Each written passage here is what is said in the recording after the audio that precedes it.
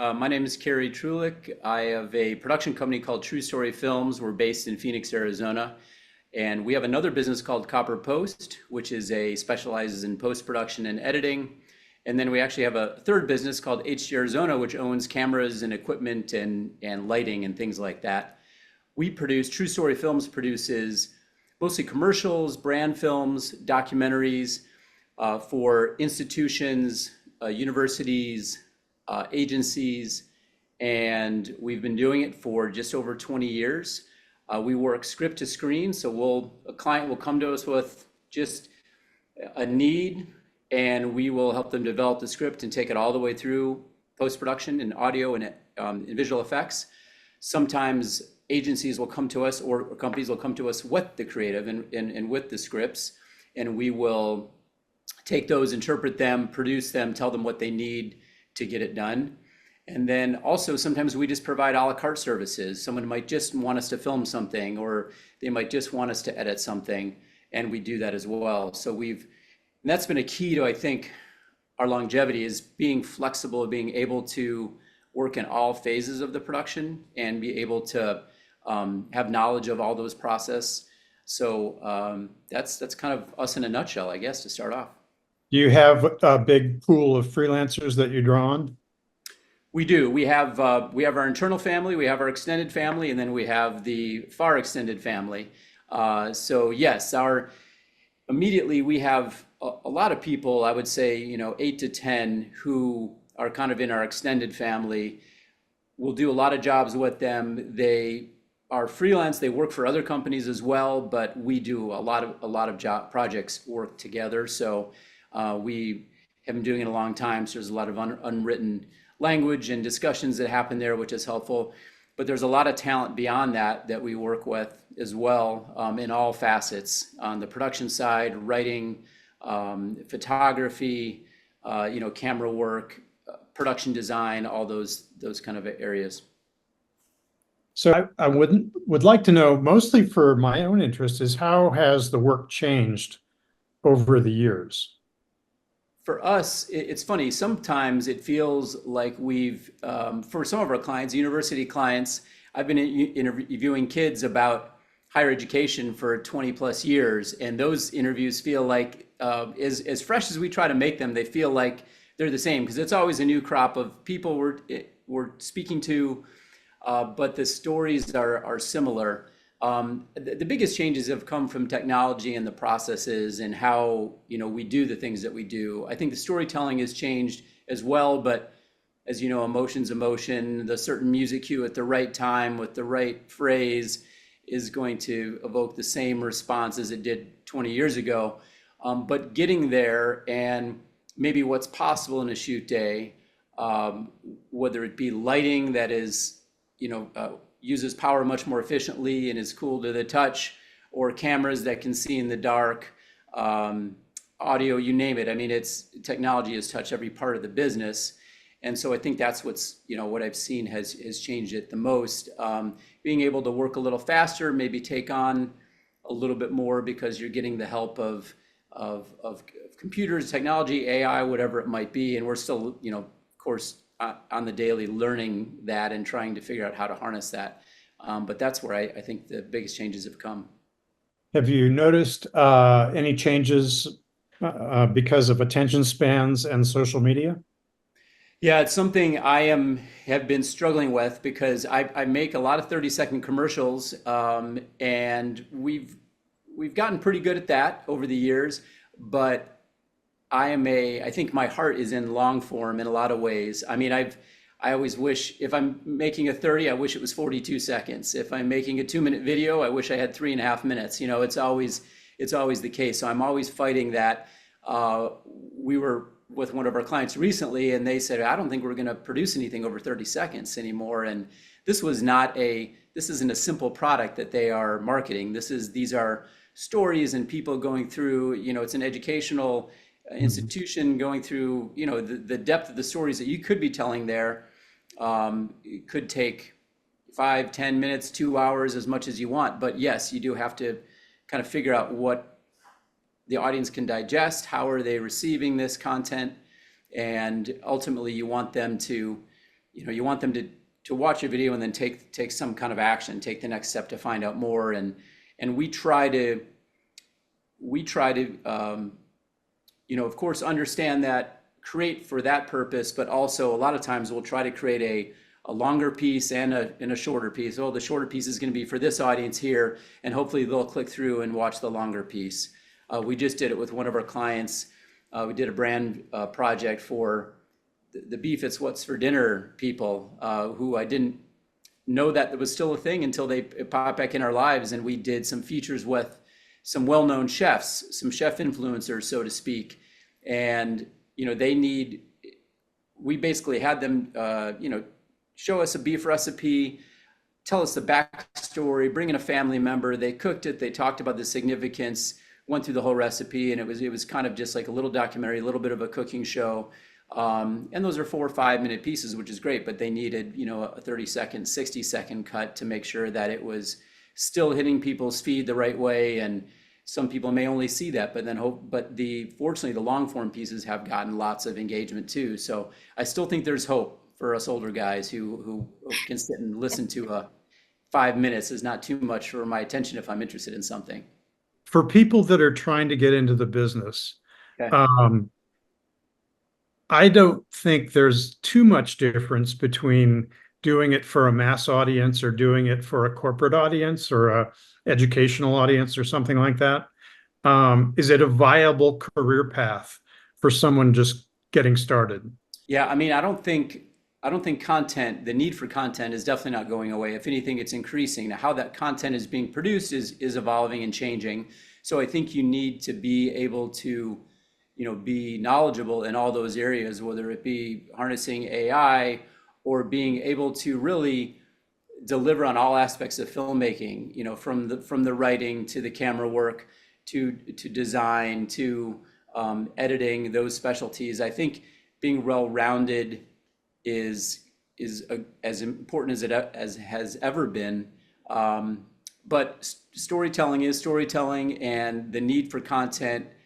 There's so many more outlets and ways to reach people, and you're still hearing about the need for video, and whether it's marketing a product or telling a story, getting a reaction from somebody. So I feel like there is definitely going to be a need for that. There's also a environment where there's a lot more people going into it, because I think there's a lot of, it's much easier to do it now, to get involved, than it was before. So there is, in one sense, you could look at it as competition, but just like it has always been, I think the people that put the work in, the people who have the professionalism, that's a big part of it, actually, I think, is, being able to represent yourself and the work that you do, and at a certain level, being able to be counted on by people, doing what you say you're going to do. Those are the things that will accent, your filmmaking skill, and will ultimately get you clients to work with and ongoing success.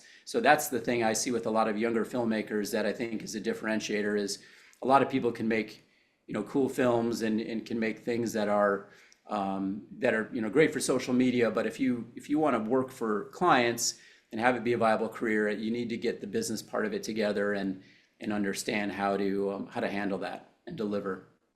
So I have a question for you. Yeah. Because I always ask because now I've been teaching at the community college. Jessica and I are both teaching art and costume, and they all want to know. They all ask me, like, what's a day? Like, what's the day like? Like, when you walk in the door, what's your day? What do you do? Yeah, well, most of my days, this is not glamorous, is looking at a laptop, like a lot of people, and it might be researching, learning about a client or a product or something. There could be writing involved, looking at scout photos, planning, doing schedules, doing budgets, doing meetings, talking about potential work that's happening now, work that's wrapping up. Other days, and that's fine and necessary work. I definitely love being out of the office, and there's some days when I'm, location scouting, and we're out and about, we're taking photos, interfacing with the client, talking about, where we want to be and at what time, looking at the light.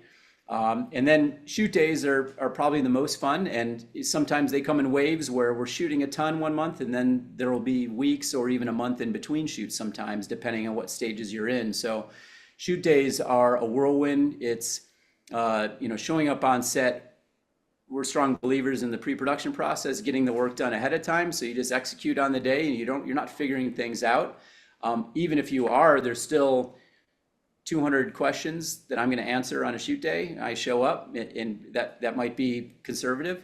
And so it's just kind of being prepared and having the experience to kind of communicate with everybody. Communication it's a communication business. What we do is communicating, but how we do is also communicating, and being able to communicate a vision and how in a certain way that you're going to accomplish something, and also to your clients, making sure everyone understands what's going to be happening, at any given time. So day to day, it varies a lot, but those are an example of, I guess, 3 days that happen often for us. Yeah, another question they asked that they all want to know is, how am I going to get hired, Cary? What do I need to be like? What are you looking for? What's the spark that you like see in a person? And then their next one is, how do I even get to you? How do I stand out? I have a daughter who is a junior in college right now. She is interested in theater, she's interested in film, and I'm trying to help her figure that out. And it's not a slam dunk. I have an older son who's in data analytics, and he's got the other side of the brain going. And I think it's tricky no matter what industry you're in right now. It's an unusual market. There's a lot of good stuff going on, but there's definitely uncertainty. I don't have a neat and tidy answer that I think everyone would enjoy. What I would say is we get lots of outreach all the time from students looking for internships or opportunities to be on set. And the ones that rise to the top, and we respond to all of them, even if it's just to say, thanks for reaching out, we've got your resume, we don't have anything right now. But the ones that rise to the top that we set up calls with or meetings and try to find opportunities for are people who look like they have put the work in. They have a good resume. They have done work on their own. It doesn't have to be for clients, but they have put the time in to create some work. They have a portfolio, even if it's a very basic one of things that they've created. They can write well enough, even just in an email, and how to present themselves and kind of in what they've done. And they have some strong ideas about what they want to accomplish, even if it's 5-10 years off. And those kind of things resonate with us because they're like, well, this is a person that is, has already put the work in, and I feel like would put the work in, and they have some talent because I've seen that they've been creating.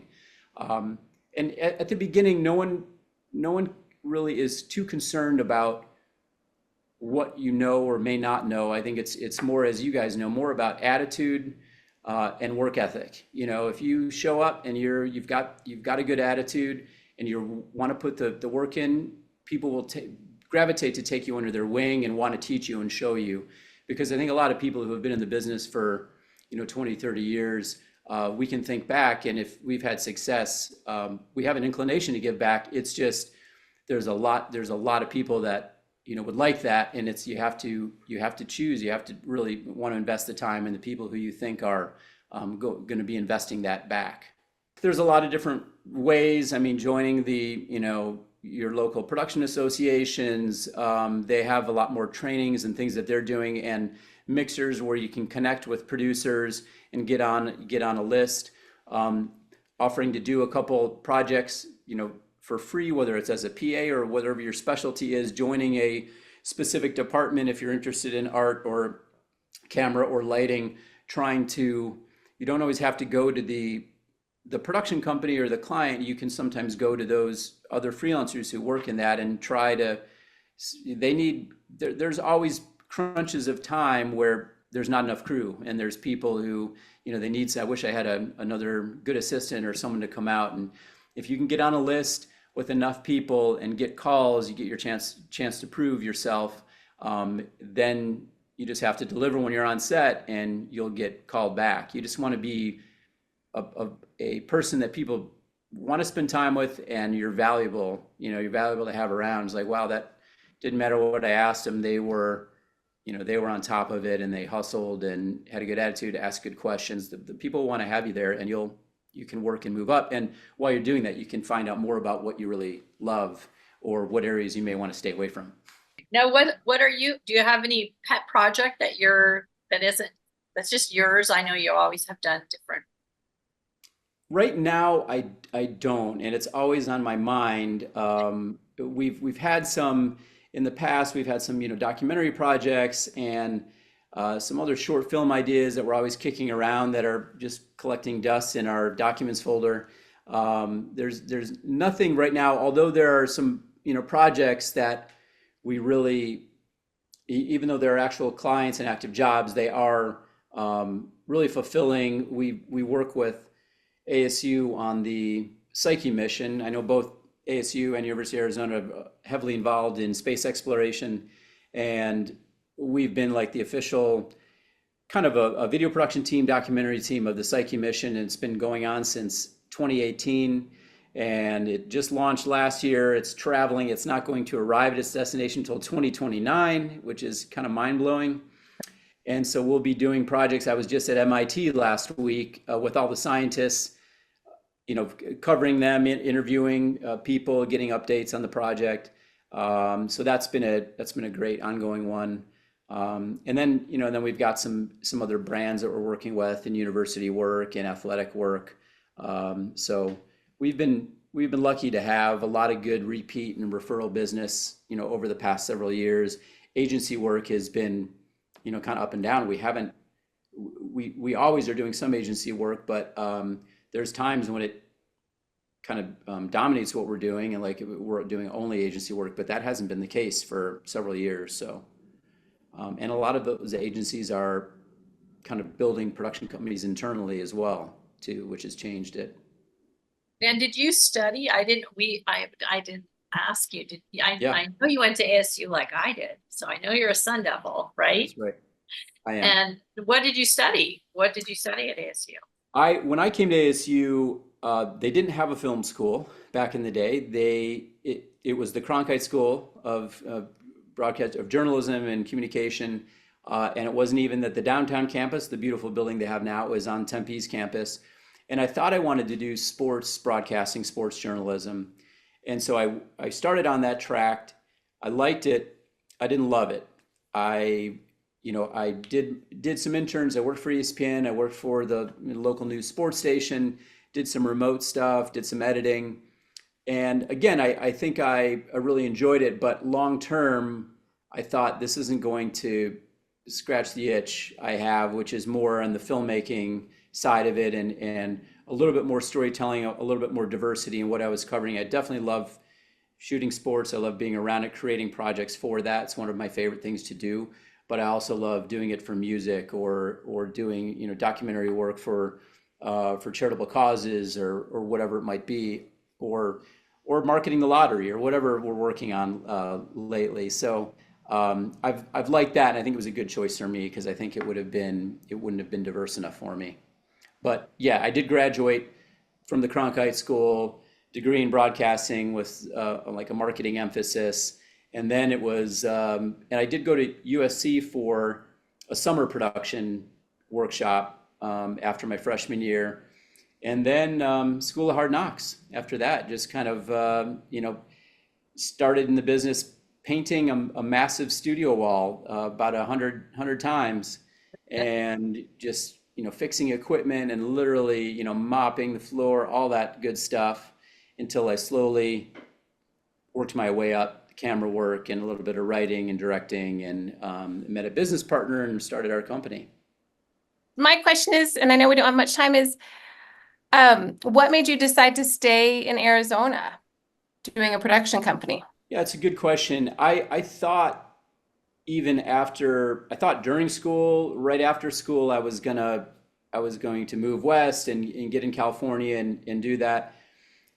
Before I graduated, I got an offer to come work for this local production company, and as a studio manager, which sounds like a fancy title, but it meant painting the wall and fixing the equipment and mopping floors.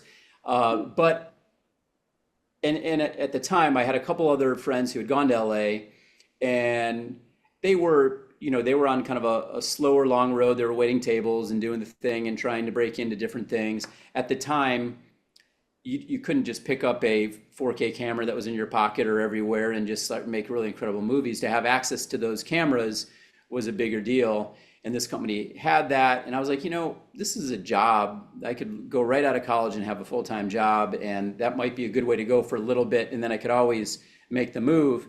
And so that's what I decided to do. And then from there, a lot of different productions came through. I've kind of found a couple great mentors that were here. And eventually, we got things rolling. I always had in the back of my mind, I'm like, well, eventually I'll move to LA. And we just started to make headway, and I started to film and shoot everywhere outside of Arizona and travel. And so I was able to kind of accomplish a lot of that. And then as technology changed, that got to be even more possible. And of course, people are, producing great stuff based out of everywhere now. And so it just kind of worked out that way. I just kind of went where I thought my next best 5 years was, and it was here. And it was more just changing, kind of the way I was operating the business and growing and bringing on good people and then finding partners in other markets to work with. So it just, it wasn't by design. It just kind of is kind of how it evolved and how I grew here.